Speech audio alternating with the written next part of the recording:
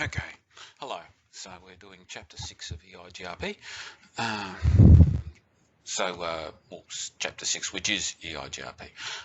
And so this is the first chapter on it. Chapter 7 is also on EIGRP, so it does a little more advanced stuff. So we're going to talk about it in general, about its characteristics and features and the like. And then we're going to talk about how we implement it for IP version 4, as well as IP version 6. And we'll talk about how it operates as well. So, its characteristics. So, it stands for Enhanced EIGRP, which is Interior Gateway Routing Protocol, and so it's Cisco proprietary and was first released in 1992. So basically, EIGRP was a distance vector routing protocol. Had some strengths, had some weaknesses, and so EIGRP is sort of like IGRP version 2, but there are a great number of improvements, and so it's actually a lot better than IGRP was. So they use a routing algorithm called dual or diffusing update algorithm, and so it guarantees a loop-free topology with backup paths throughout the routing domain, and so it establishes neighbor adjacencies as many more modern routing protocols do, so it's similar to OSPF in that regard. Now, because EIGRP can actually route protocols, layer 3 protocols of several different flavors, including Apple Talk and IPX as well. Of course, there's no common transport layer protocol for those, and so they actually created their own called RTP, or Reliable Transport Protocol. And so that's the transport layer for EIGRP. And so EIGRP has partial bounded updates, which means basically it only sends information as it changes, and only to the routers that need that changed information. And so instead of periodically sending its table like traditional distance vector routing protocols do, it only does those, as it says, partial and bounded updates. And you can also do equal and unequal cost load balancing, and so basically you can have a proportional amount of traffic on less optimal routes using that. And so EIGRP uses protocol-dependent modules, which are basically how it supports other routed protocols, so IPX and Apple Talk. And so EIGRP is basically the same, and then you plug in the module that sort of adapts it for the particular routed protocol. And so they maintain your neighbor and topology tables. They compute the metrics using Dual. They interface Dual and the routing table, and they also implement filtering and access lists, and they perform redistribution with other routing protocols. As I said, RTP is the EIGRP transport layer protocol used for delivery and reception of EIGRP packets. Not all RTP packets are sent reliably, and so reliable packets, of course, need acknowledgement, two-way communication, basically. So updates, queries, and replies, while hellos and acknowledgements aren't reliable.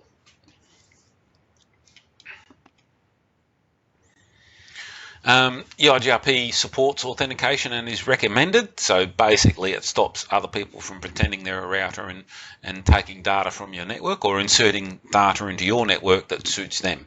And so, yeah, password authentication is a good plan. It doesn't actually doesn't encrypt the updates, but it does, it does add security. Now, EIGRP has 5 types of packets, and so and it has various database tables to establish and maintain relationships with neighbor routers. So, hello packets are just how they keep track of one another. It's also how they're discovered initially. An update is, of course, sending information to destinations. And acknowledgement, of course, is as it always is. And then there's a query. So an update is when you've got information that's changed. With a query, it's a router asking for information about a specific destination. Of course, a reply is a response to that query. So hello packets are used to discover and form adjacencies with neighbours. On hearing hellos, a router creates a neighbour table, and the continued receipt of hellos maintains that table. So hello packets are always sent unreliably, and therefore hello packets do not require acknowledgement. So EIGRP uses multicast rather than broadcasts, and so end stations are unaffected by routing updates or queries, and so 224.0.0.10 is the one that's been set aside for EIGRP and IPv4, and FF02::A, which again is 10, on IPv6 is used as well. So update packets are used to propagate routing information sent to initially exchange topology information or topology change. EIGRP updates only contain needed routing information and are unicast to routers that require it. Update packets are sent reliably and therefore require acknowledgement. Acknowledgement packets are dataless. Hello packets are used to indicate receipt of any EIGRP packet during a reliable exchange. Used to acknowledge the receipt of update packets, query packets, and reply packets. So query and reply packets are used by Dual when searching for networks. They both use reliable delivery and therefore require acknowledgement. Queries can use multicast or unicast, whereas replies are always sent as a unicast. Now, messages. And so, of course, we have the data link layer, and then we have the IP header. Of course, source and destinations may well be multicast or particular one. And then there's your EIGRP packet header. Oops, sorry, off the microphone. And so basically, identifies the EIGRP message, and then there's type length value fields contain parameters in IP internal and external routes. And so EIGRP for IPv6 is encapsulated using an IPv6 header with multicast address FF02::A, and the next header field is set to protocol 88. Now, EIGRP messages include the header with the opcode field that specifies that type of packet, so one of those 5. And so your TLV entries are here, so type and values. Of course, there's your header, and then there's just the different entries for external routes. So how do we implement it in IPv4? So of course, the routers have a starting configuration, which of course includes the addresses for the interfaces. There is currently no static routing or dynamic routing configured in any of the routers, and so basically each router knows its directly connected networks only. So to configure EIGRP, we need to use an autonomous system number, they call it. Basically, it's an internal gateway protocol, and so it's always within an organisation. So AS numbers are actually standardised, and they're used in BGP, Border Gateway Protocol. And so much the same as you need to have a registered IP address, you also need to have a registered autonomous system number if you're using BGP. Now, when it comes to EIGRP, they call it autonomous system number, but you don't actually have to register this to use it. And so most people will use autonomous system number 1 because it's very easy to remember. And so basically from there, you can just use up number. Now, every router that needs to exchange routes with one another have to share the same autonomous system number. So, as you can see there, to get into router config mode for EIGRP, you do router EIGRP and a number, so router EIGRP 1, as I said earlier. Now, Every router needs to have that same autonomous system number if they're going to exchange routes using that instance of EIGRP. But as I said, it's only of local internal significance to your company. Now, so basically, EIGRP likes to have a router ID. There's several ways that can be set. One is by using the EIGRP router ID command, which sort of is very specific. And so you can do that in router config mode, or you can actually do, it will pick the highest IPv4 address that's on a loopback interface. If there are none of those, basically the first preference is the router ID command, second is the loopback interface, last preference is a physical interface. Because physical interfaces can go up and down, it makes it a little less reliable.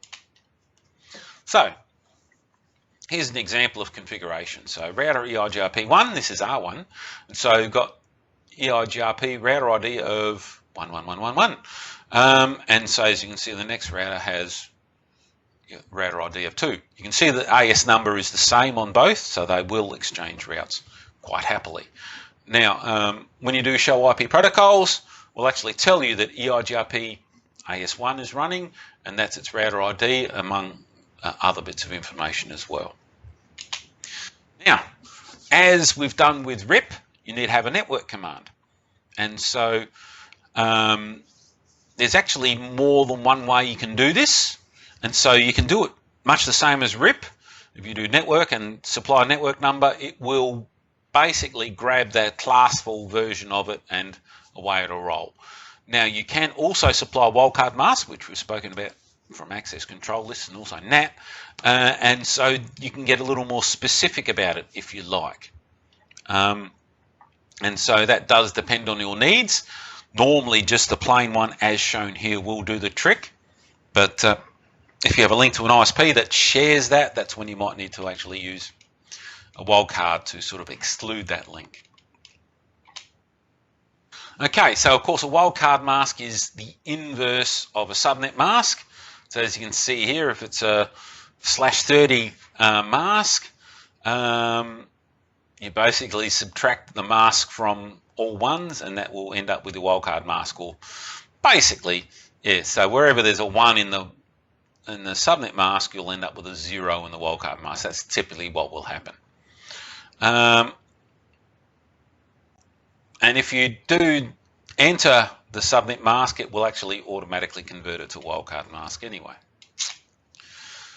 Now, passive interface, we have mentioned that with RIP as well, and so of course passive interface just means it won't send messages out that for this particular routing protocol. And so passive interface G00 or whatever it might be, you can actually set all interfaces to be passive, and then you no passive interface, the ones that are going to need to run it. That's another way you can do it as well. So basically with passive interface, it doesn't send any of those protocol messages out that interface and ignores any messages it sees coming in. Okay, so once you've got some routers talking, you can do show IP EIGRP neighbors, and that will show you the neighbor table. And so in this case, router 1 has 2 neighbors, and so yeah, those 2 routers there. And so this hold time, which is what that arrow should be pointing at, is actually how long until we would declare this router dead if we didn't receive another message. Now, normally it's 5 seconds for the hello time, and so it's yeah, so it's, and the hold time is normally 15, I think. So all looks like it's going well, especially because the uptime is several hours. Now, show IP protocols, we'll delve into that a little more deeply now. And so basically, as we looked at before, we have the router ID here, we have the AS number here. Now, that it's administrative distance, we have covered that before. So For internal routes, it's 90. So if you remember RIP, it was 120, so they deem this to be more reliable. I don't have an argument with that. And so basically auto summarization is disabled. So of course that's no auto summary is that makes that setting. Of course it's default these days. And so basically it won't sort of make summary addresses just by on the boundaries of networks. And then routing information sources. So basically these are the neighbors that this router has learned information from.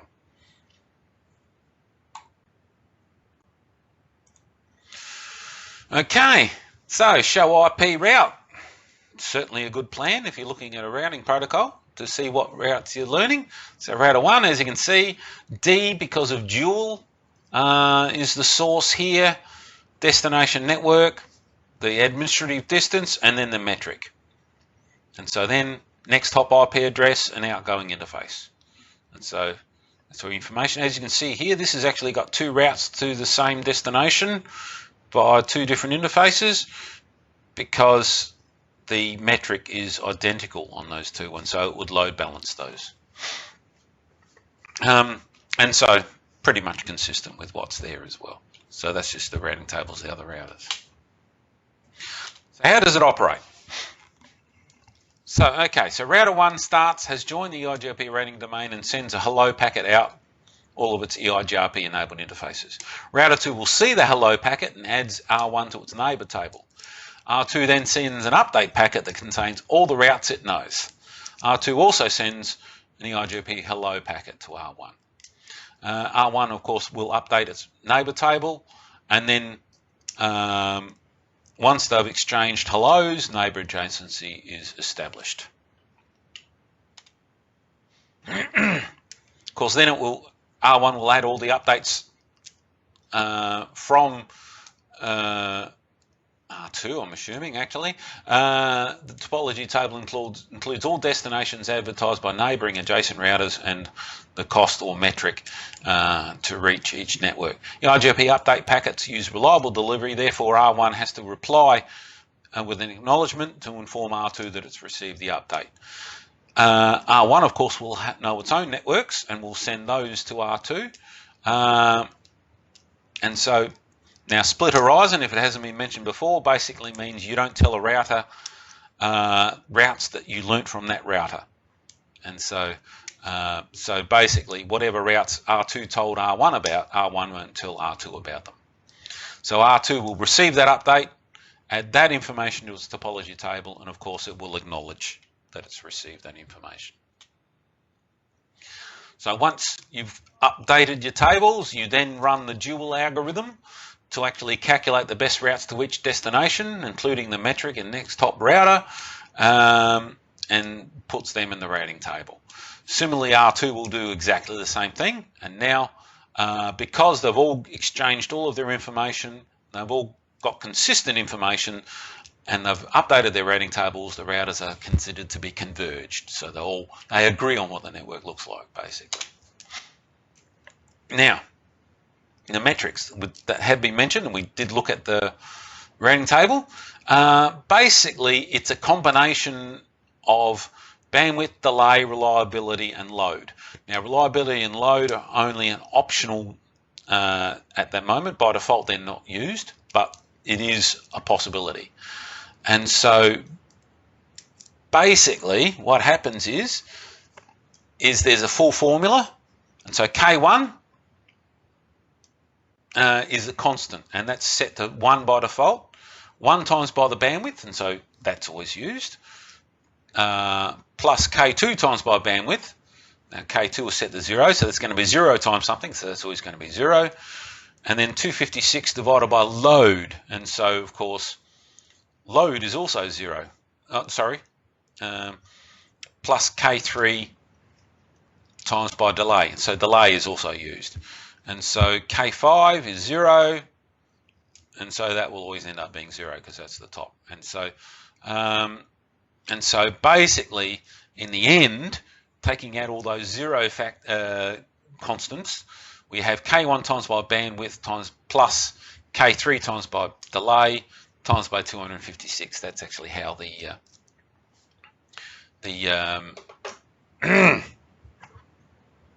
that's how the metric is configured. Now you can actually modify that and actually set the values of those constants, and so that you'd actually fill them in, and so that would actually change the way it's calculated, but it's most commonly wise just to leave it to default. It is often incorrectly stated the EIGRP can also use the smallest MTU in the path, but that is not true. Okay, so when you do a show interfaces command, you can examine the values used for bandwidth, delay, reliability, and load. And so bandwidth, of course, is here.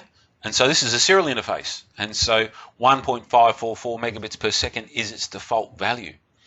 And so that's great if that's the bandwidth of that interface, but if it's not, you actually should do a bandwidth command, which I think we'll cover later. Might be in the next chapter. So delay is basically how long it takes a packet to traverse that network. And so delay, so 20,000 microseconds. Reliability is basically, it is there.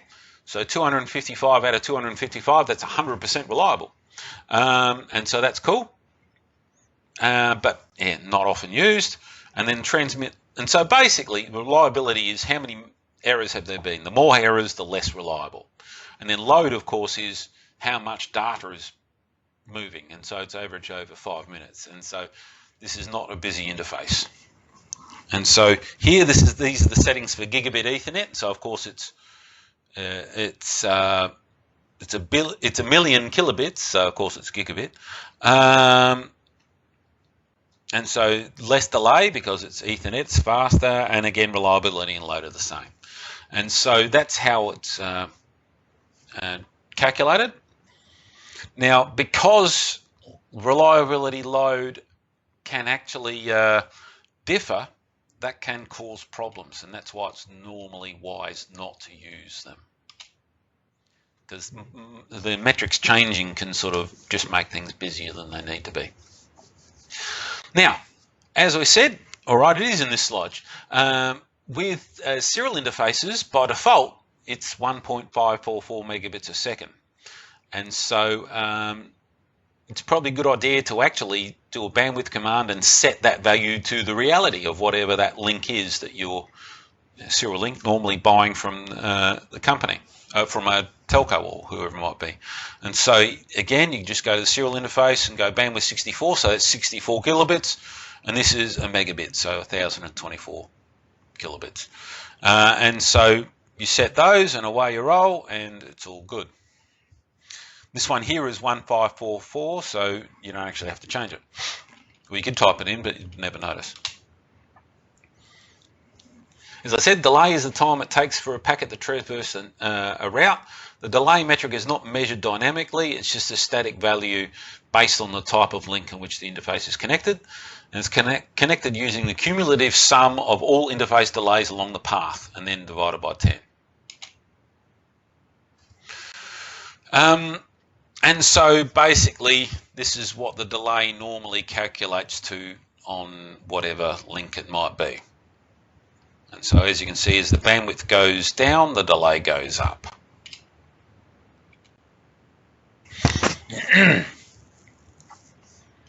And so basically, the bandwidth, it's 10 million divided by bandwidth.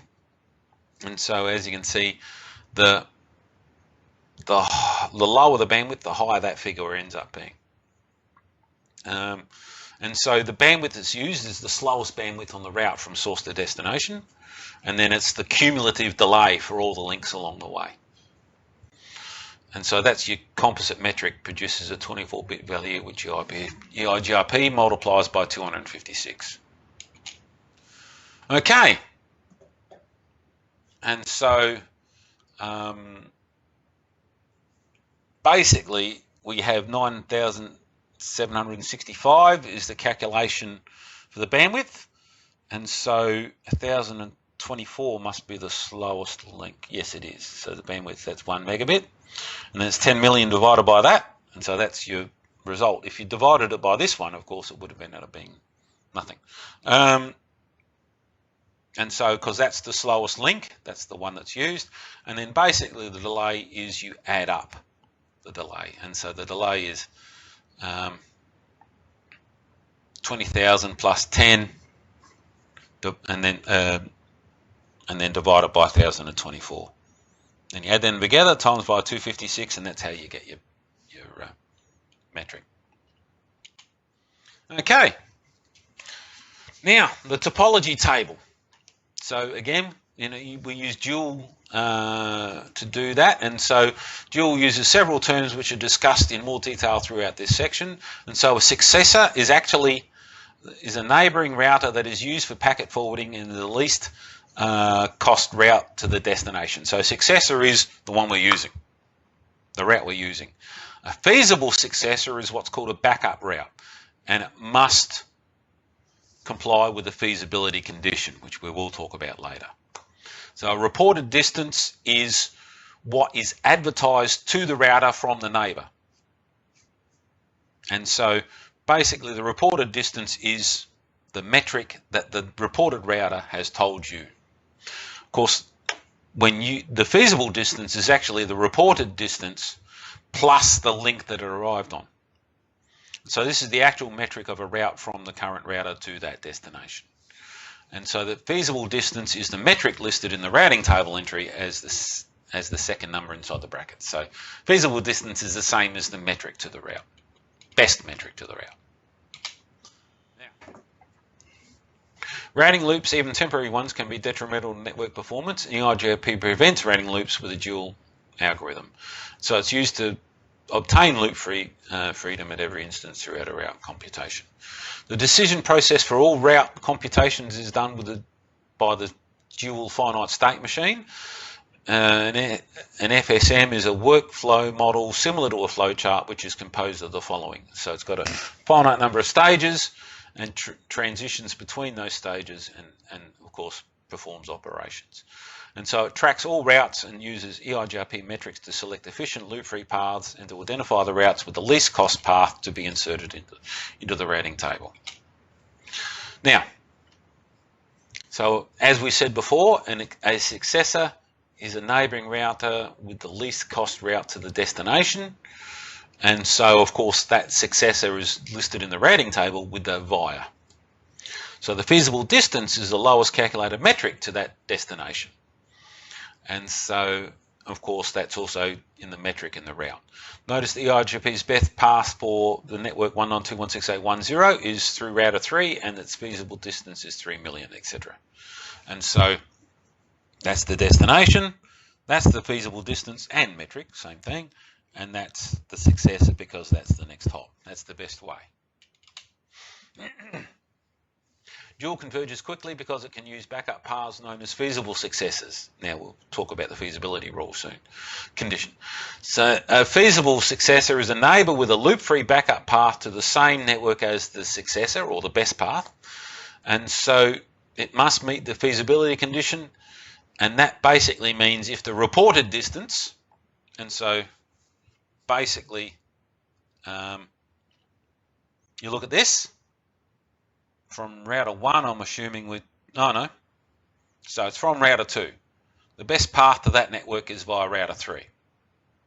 Now, is this one a feasible successor? So basically, the routing, its distance, this router's distance to there should be less than this router's distance to there. Less than or equal to. That makes it a feasible successor.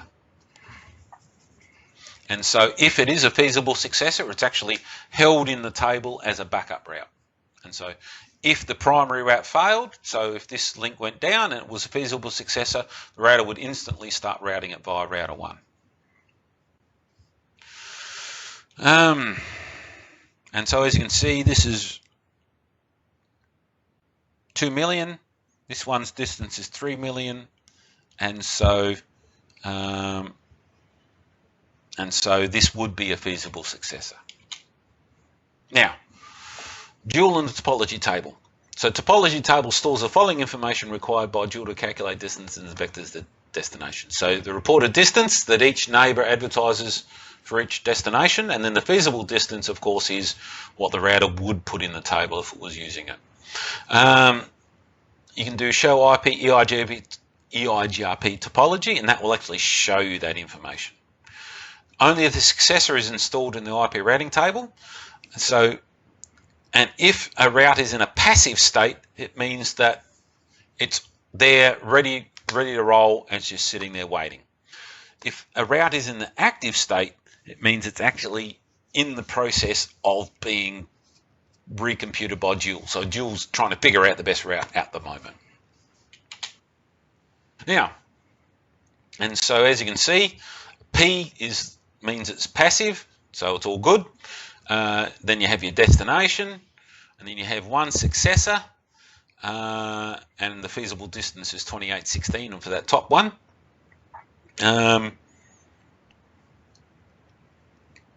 And the feasible distance is, oh no, we're looking at a different route, sorry. 192.168.10. And so the feasible distance is 3 million-ish. We have one successor because it's normally what's there. And we also have this backup route. And so the metric is bigger. So that's the feasible distance, that's the reported distance. And so here, this is the feasible distance, that's a reported distance. And so that's the example we were looking at before. This is less than that, and so that's what makes this a feasible successor.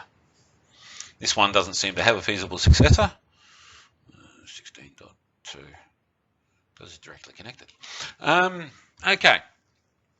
So if you do a show IP route, and so again, we've got this, we've got this distance, and this is the next hop.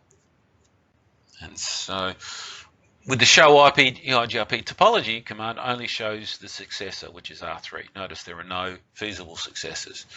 And so basically here, we're looking at router 1. Now, is there a picture in the previous slide? Yeah, so router 1 we're looking at. On what destination are we looking at? Same network. And so this one to there, of course the backup route would be that way. Now from memory that was a slow link, and so that was never going to be great. This was 1544 from memory, I just can't remember exactly what they are. So basically this is our feasible distance. So of course this is the next hop. This distance here is higher than that distance, and so this is not a feasible successor. Okay, the dual finite state machine contains all of the logic used to calculate and compare routes in an EIGRP network.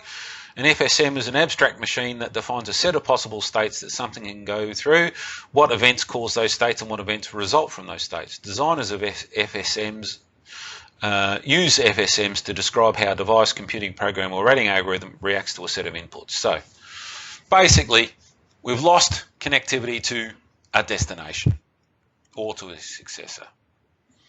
And so is there a feasible successor?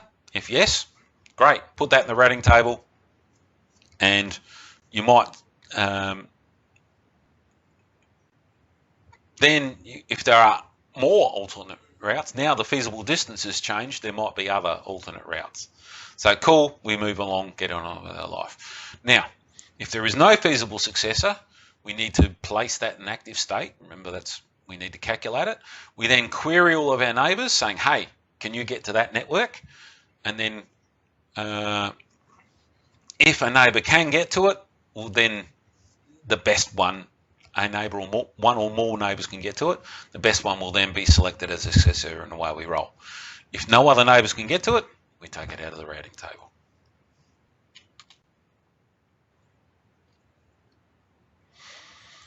So, of course,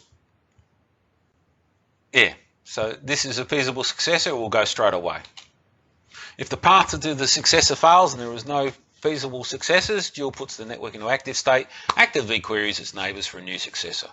And so it sends queries, they of course reply, and from there, if there is a path, it is now the successor route, and there could possibly be feasible successors, depending on the topology, of course.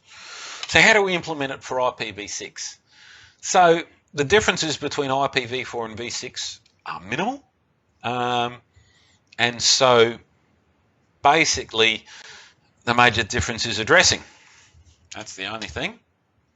And so comparing the two, there is very little difference. There's little differences possible compared to, just the differences between IPv4 and IPv6 are basically it. So, what does a packet look like? Of course, the source and destination addresses are going to be in IPv6. But apart from that, not greatly different. So how do we configure it? So we have to do, of course, IPv6 unicast routing, otherwise nothing's going to work. And of course, we need to address our interfaces. And then from there, I'll also do link local addresses as well. So as I said, IPv6 unicast routing, and then IPv6 router, EIGRP, and an autonomous system number again. Now, when it comes to router ID, you actually give an IPv4 address. And then you actually have to no shut down the routing protocol to turn it on. Now, with IPv6, you don't use a network command. As we did with RIP earlier, you actually set it in interface mode. And so in this case, IPv6 EIGRP2. That's just saying, look at EIGRP2, this is going to be the routing protocol on this interface. And so as soon as you start doing that, of course, neighbor adjacencies will come up. And so that's basically it. Again, you can do passive interface. That's in router config mode, so as you can see there. And so that will, of course, stop advertisements being sent and or acknowledged or accepted on that interface. Now, if you do show IPv6 EIGRP neighbors, and so basically H shows the order in which they were learnt, and of course the address they spoke to, the interface that it was on, current hold time, so again, how long until we declare this dead, uptime, so it's been 37 and 53 minutes, and so basically, so it's round trip transit time, I think, is that, and so we don't really care too much about it. So sequence number is basically how up to date are their databases. Okay, so you can do show IPv6 protocols, and so mostly the same. The major difference is that it doesn't talk about information sources, it just says what interfaces it's been activated on. So that's the major difference between IPv4 and IPv6. And you can do show IPv6 route, of course, and you'll learn again from the source D, destination network, admin distance, metric, next hop, which is link local, and then the going interface. And so we've learnt several via the routing protocol. So that's the end of the chapter, and so we've looked at EIGRP and that it's a classless distance vector routing protocol. It's sort of, they used to call it hybrid because it's distance vector, but it also does a fair few things similar to OSPF, which we'll talk about in coming chapters. So yeah, they've toned back their talk a little bit. It uses a source code D for dual and admin distance for 90.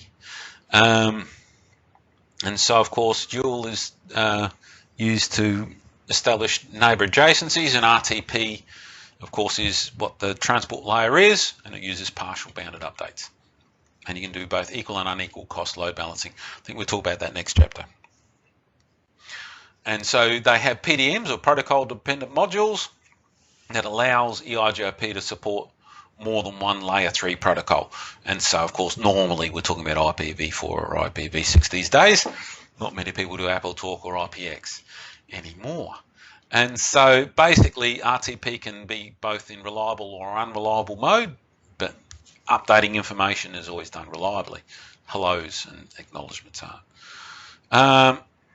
So of course, before anything happens, a router must discover its neighbours, and then they'll start exchanging their information after that. So show IP EIGRP neighbours will tell you who they are. It sends partial bounded updates, which include only the routes that have changed and only sent to those routers that need that information. And EIGRP uses a composite, more complex metric, and so normally bandwidth and delay, but reliability and load are options.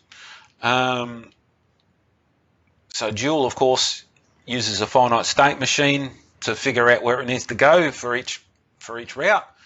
Using successor route, of course, is your best route. A feasible successor is a backup route if it meets the feasibility condition. And so, of course, that's if the RD is less than the feasible distance, reported distance. And of course, you configure it with router EIGRP and then an autonomous system number. And so, of course, to do it for IPv6, you need to do IPv6 EIGRP and the autonomous system number. IPv4, you use network commands, and IPv6, you do it on interface commands. There's the logo. So that's it for Chapter 6. I'll see you later.